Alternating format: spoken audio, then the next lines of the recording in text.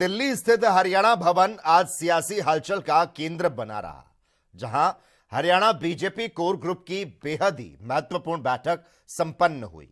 इस बैठक में प्रदेश के मुख्यमंत्री नायब सिंह सैनी और केंद्रीय मंत्री मनोहर लाल मुख्य रूप से मौजूद रहे।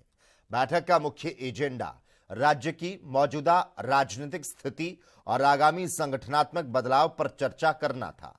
बैठक में प्रदेश अध्यक्ष पंडित मोहनलाल बड़ौली और हरियाणा बीजेपी के प्रभारी सतीश पूनिया ने भी शिरकत की।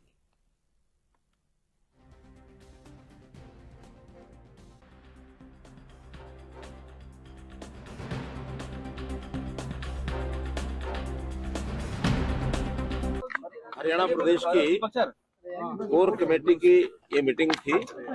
कोर कमेटी की मीटिंग का एक नियम है, लगभग 1.5-2 महीने बाद जो प्रमुख नेता है प्रदेश के वो सब मिलते हैं और उसमें जो पिछला अभी तक का प्रदेश के अंदर जो कार्य योजनाएं चल रही हैं उस पर भी चर्चा होती है, आगामी विषयों पर भी चर्चा होती है।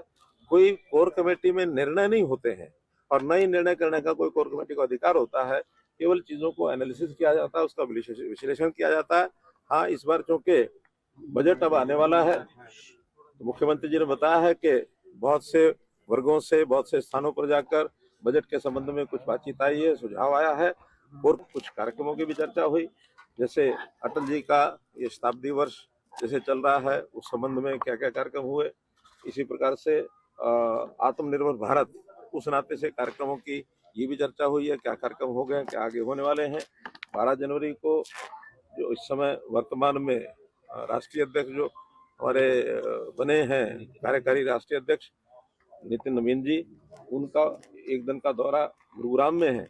उस कार्यक्रम का अच्छा प्रभावी ढंग से वो कार्यक्रम हो जाए, उसकी भी चर्चा हुई है। तो ऐसे सब कार्यक्रमों की चर्चा होती है और आगामी भी इस प्रकार के जो काम और रह गए हैं, बाकी होने वाले हैं, सब लोग उसको ठीक से कराएं।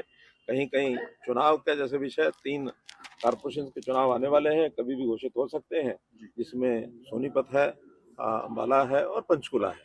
तीनों कारपोरेशन के चुनाव क्योंकि उनका कार्यकाल पूरा हो चुका है, उस चुनाव की तैयारी के नाते से भी यहाँ जिम्मेवारी लगा दी जाएगी। प्रदेश अध्यक्ष हमारे उनकी